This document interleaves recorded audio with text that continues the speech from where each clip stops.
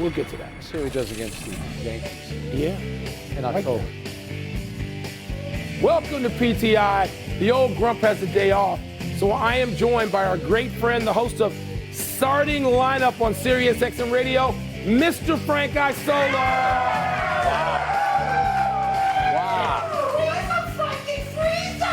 That's a lot of energy for a Monday. They must have. I'm just saying. They must have. Man, let's Friday. start. It's Friday. It's my Monday. Hey, you know what I'm saying? Been all over the world the last few days. We're going to start with the Lakers, criticizing the officials after last night's loss to the Thunder that leaves them in a 0-2 hole.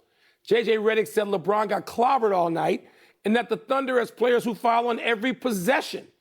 And Austin Reeves said he felt disrespected by crew chief John Goble. Frank, do the Lakers make any legit points about the officiating? You know what, Mike? I think they did. It's not the reason they lost last night. The reason they lost last night, Shai Gilgeous-Alexander goes to the bench with about 10 and a half minutes to go in the third quarter, and they get outscored 32-17. Yep. You cannot lose the minutes when he's off the SGA court. is on the bench. Okay, now, for their complaints, and this is something a lot of teams complain about, that out on the perimeter, Oklahoma City gets away with a lot. Right, so they're a very physical team. Not Maybe just a Laker complaint. The whole league is complaining about that. Yep, exactly. And you wonder how that could keep impacting them. You know, Sam Presti, their president, is saying, and this isn't good that everyone's constantly complaining about it. But, Mike, you know this. Everything that J.J. Redick said last night, everything he'll probably say today and shoot around tomorrow is all about Game 3. Because that's the season for the Lakers. It is. You've covered a million of these series with Pat Riley, coach of the Knicks, Phil Jackson with the Bulls, going back and forth through the media all the time. This is old school playoff basketball. It was a well-planned gamesmanship by J.J. Redick. It was smart. He has to do it, Mike. They're playing for their season again. Smart and necessary. Yes. I mean, J.J. said exactly what he needed to say. Doesn't mean I'm buying it. Yep. I mean, I understand why he's doing it. And by the way, actually, I'm buying some of it because LeBron gets hit a bit, okay? He gets hit a lot. He gets hit too much. As big and strong as he is, and JJ's point about smaller players being theatric, nobody's as theatrical as the Lakers. No one. In the history of basketball, nobody's gotten the long end of the whistle like the Lakers. Okay, going back to when they hosed Sacramento to get the Lakers into the finals. LeBron's an actor. And we can bring it up to movies. Modern day.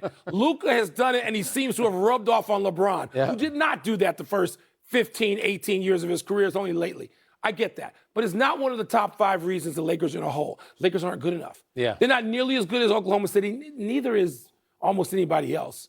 And I don't know what they're going to do. Shai Gilgeous-Alexander is capable of a 38, 42-point blow-up explosion, and he hasn't even done that yet. LeBron has been terrific, and they can't cash in on it. Austin Reeves had a great game last night. Didn't matter.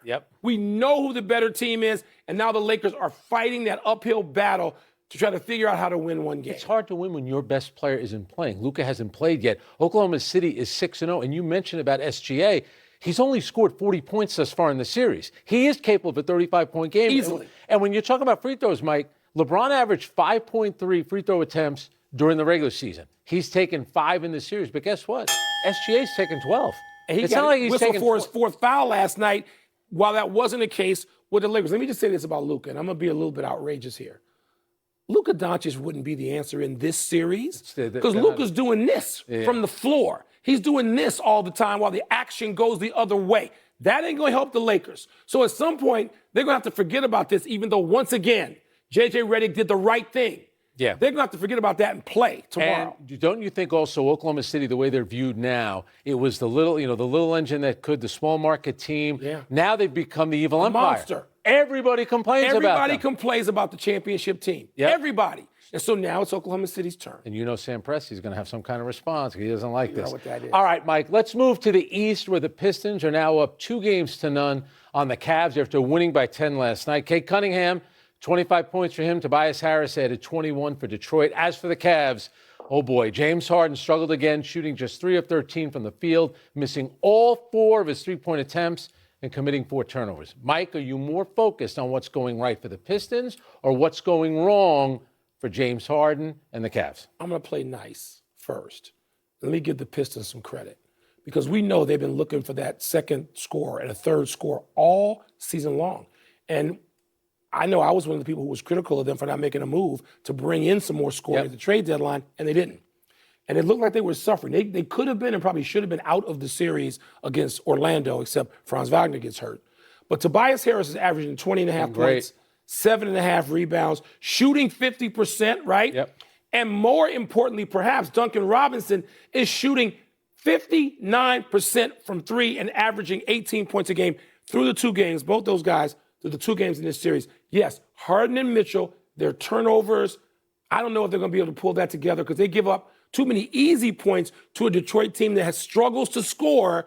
But when you turn 20 turnovers into 31 points, as the Pistons did in one game in this series, you're helping them. So that you throw that back and it's in the lap of Harden and Mitchell.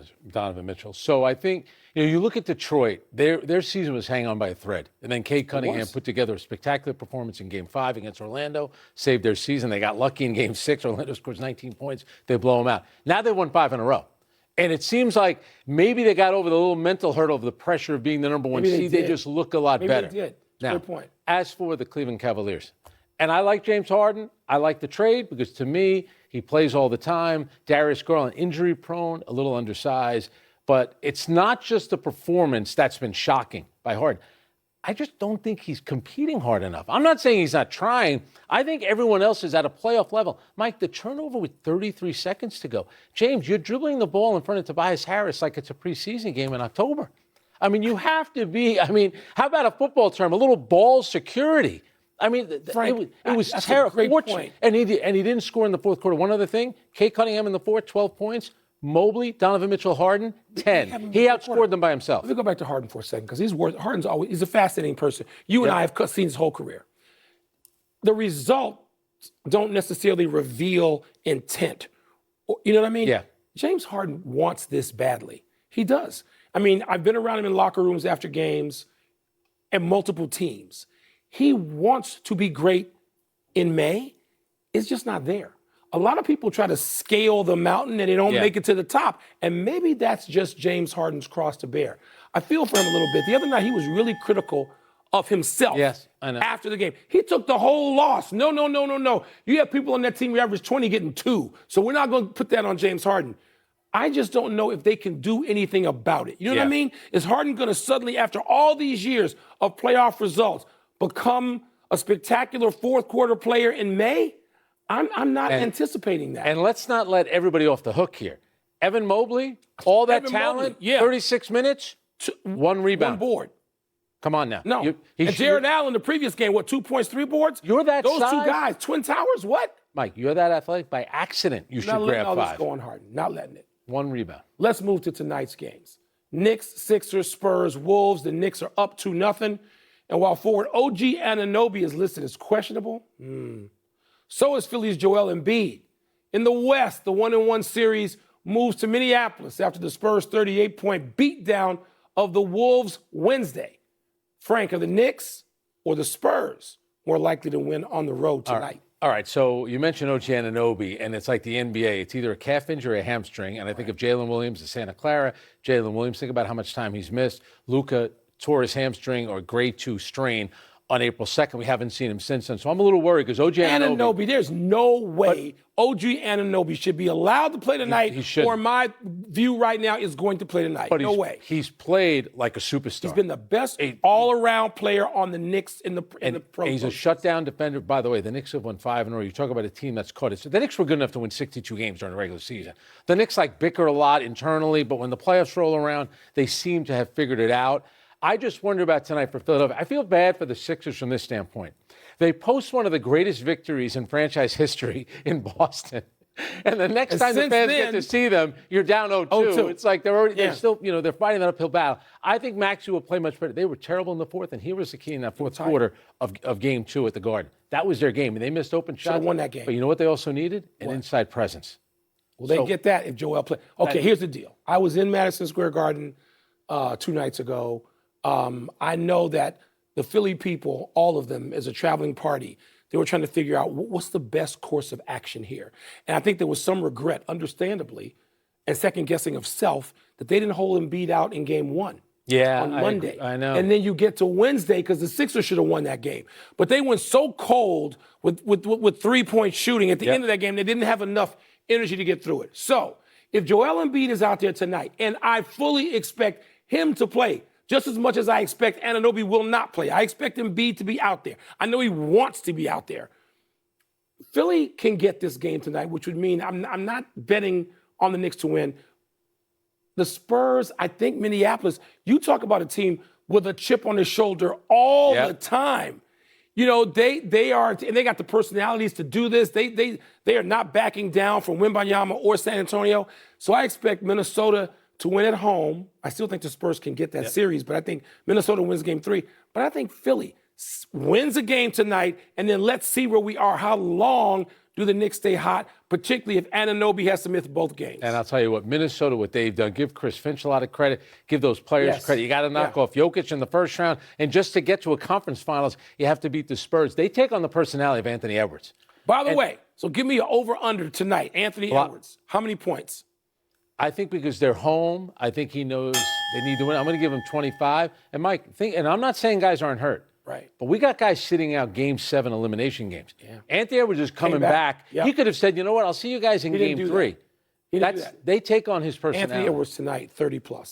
All right, I got, well, 25 is pretty good. It is. 30's better. Who wins the game? I think I got Minnesota winning the game. How many goaltends for Wembanyama? Who's counting? Chris Finch is counting. Let's take a break. He had 4 in Game 1. But coming up, my Cubbies and the Rays are off to fast starts. But which is more likely to keep it up? Speaking of the evil umpire. And the Hurricanes and the Avalanche have yet to lose in the playoffs. Whose start is more auspicious? I am fired up for the Cubs. Fired up. Should be. Time to spank Frank and toss up. What's first? Toss up more likely to keep their fast start going, the Cubs or the Rays? All right, to channel my inner Kornheiser, I got to go to the glasses. The Cubs are in a phenomenal place. Having won 19 of 22. A 10-game winning streak followed by currently going into Texas tonight, a 9-game winning streak. 19 to 22, Frank. The last time the Cubs did that, 1945, which was a rare World Series year.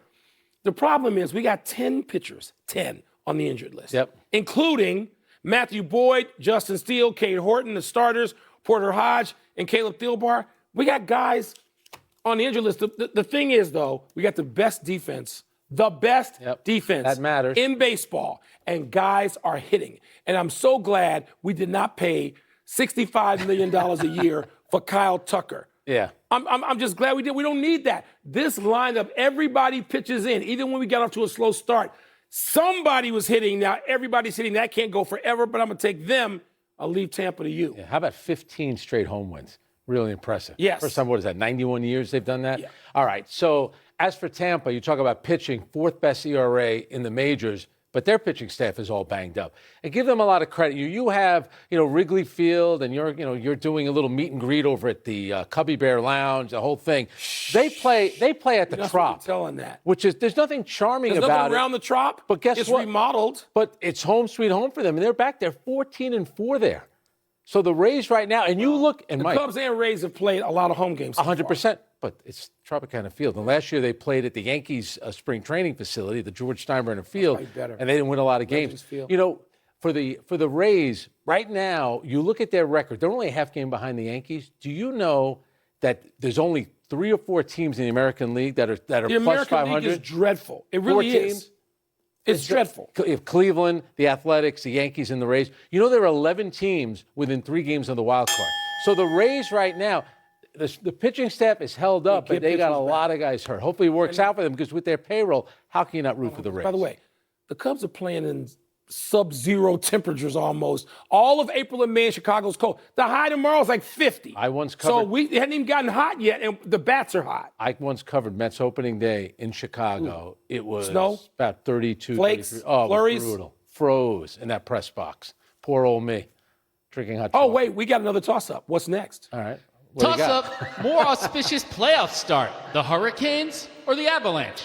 You know what? I think if you're looking at entertainment value, and I think entertainment value should be weighed in, you got to be looking at the Avalanche, all right? Yeah. Who are scoring goals like crazy. 6-0 with 27 goals, a better pace even than when they won the Cup 5 years ago when they were at 4.1 a game. You got McKinnon, you've got Landeskog, you got McCann, you got those guys scoring just incredibly. And so when you can score like that, you don't have to have great goaltending, although they're getting better goaltending. Yeah. I mean, I understand, that this offensive pace like the Cubs probably will not continue forever straight through the Stanley Cup playoffs, but it's pretty exciting to watch, and I'll go with the Avalanche. Yeah, and physically, both the Hurricanes and the Avalanche, that's how they win these games. Like Matt Boldy of the Wild, he had 6 goals, 33 shots against Dallas. He's got 0 goals and only 4 shots on net against the Avalanche. But one thing about Carolina, I love this stat, Mike. They've only trailed in 1 game. They're 7-0. They've only trailed once, and that was in Game 2 against the Flyers. And looking forward to a little collision course. Well, they were the 2 best teams during the regular season. They were the 2 best. By a large margin, the Avalanche, when it came to goal differential, was huge over the entire league, including Carolina. And you're giving goals? Carolina in the playoffs, 21 goals, 8 against in 7 games. Against. I mean, so we could get the styles make the matchup. Yep. If Colorado can continue scoring like this, which is not... Yeah. And the cute story of the Flyers making the playoffs now down 0-3 in the series. 14 penalties. At least the Flyers knocked the Penguins out. They're good for something. That's it for Toss Up. Let's take one last break, but still to come. A former player criticizes Bill Belichick's program at North Carolina. And Darren Peterson says he's figured out what caused his cramping it. Time to get happy, people. Happy 67th birthday, Ronnie Lott. As much as Joe Montana and Steve Young led the legendary Niners offense and Jerry Rice, Lott held down that great defense, first as a corner and most famously as a safety. Lott was a 10-time Pro Bowler, 6 times first-team All-Pro, 4-time Super Bowl champ, and a first-ballot Hall of Famer. He once demanded the tip of an injured finger be cut off during a game rather than miss playing time. Niners tight end Jamie Williams told me in 1990, quote, "Ronnie is silent most of the time. When he wakes up, it's like a massive storm rising across the Plain States in the middle of a sunny day. The timing is always great. He's like a soft-spoken Lawrence Taylor," close quote. I don't think of anything soft about Ronnie Lott. Nothing. You're quoting from your story. The staff here at PTI provided me with your story. You referred to him and Joe Montana at the time. They were locks for the Hall of Fame. You were right about that. How about in the same era, Mike, Ronnie Lott, who hit like a linebacker, Mike Singletary, and Lawrence Taylor. Amazing. All played in the same conference. Same conference. Right? Happy anniversary, Jadeveon Clowney. On this day 12 years ago, the South Carolina defensive end was chosen by the Texans with the first pick in the NFL draft. This, after a decorated career that featured his iconic backfield slam on Michigan's Vincent Smith in the Outback Bowl. In the NFL, Clowney's made 3 Pro Bowls over a career in which he's played for 7 different teams, though has never posted double-digit sacks in a single season. But he did have 8.5 in 13 games for the Cowboys last season and is currently, Ryan Poles, a free agent. How about that hit? That has to rank as one of the biggest hits in college football history. But for a guy that was the number 1 pick, and I think he will end up on a team. It'll be his 8th team. Is that a little odd to you? It's a lot. For a guy with that talent? People want stand-up pass rushing, sack the quarterback. 8.5 sacks last year. Too. Happy trails to the WNBA offseason. The league opens regular season play tonight. Storylines include the Connecticut Sun's last opener before becoming the Houston Comets Part 2 next season, the Toronto Tempos franchise opener, and Flau'jae Johnson and the Storm taking on the team that traded her draft night, the Valkyries. Saturday features Paige Beckers and AZ Fudd and the Wings taking on Caitlin Clark and the Fever, and a finals rematch of the Mercury and Aces. Good job by the WNBA to schedule the last 3 number 1 picks, Caitlin Clark, Paige Beckers, AZ Fudd, for opening night. I interviewed Kiki Rice of UCLA. Are you aware that she's from this area? Are you aware of that? No. So she's Family extended Kiki Rice, who I'm rooting for in Toronto. That's right. She's on the expansion Toronto Tempo. And how about all the players from UCLA that got drafted? I interviewed them at the WNBA draft. I said, you know what? I used to think of you guys as an underdog. You're basically the Dodgers. You should have won. That's right. Right? And they did. And they did. No errors today. Clean show. We're running out of show. Let's go to the big finish. Former North Carolina quarterback Gio Lopez said there was no air playing for Bill Belichick. And football is fun again now that he's at Wake Forest. Your thoughts? When do they play North Carolina? A disgruntled can't wait for that employee? if they Join do. the club. We're all disgruntled. Novak Djokovic lost to a qualifier. How about that? In his opening match in Rome. Is that significant? 18-1 in those matches, but he's not on form before we get to the Roland Garros red clay. Darren Peterson says his cramping issues at Kansas were due to taking high doses of creatine. Your thoughts? I think a lot of teams are going to be scared off by the fact that he missed a lot of games this year. NBA draft lottery on Sunday. That's got to be a big deal. No, right? there's no Wembanyama. There's like 12 or 15 deep. Last one, Canadian Sabres, Golden Knights, Ducks. Who you got? You intrigued? Golden Knights, and how about the Buffalo Sabres? Is that a good story? You all thought the Bills, maybe it'll be the Sabres. We're out of time. Thanks for watching. I'm Frank Isola. And I'm Mike Wilbon. Have a great weekend, knuckleheads. And now, here's sports. There's a lot of Wake doesn't play Carolina this year, by the way. No Wake Carolina. That's too bad.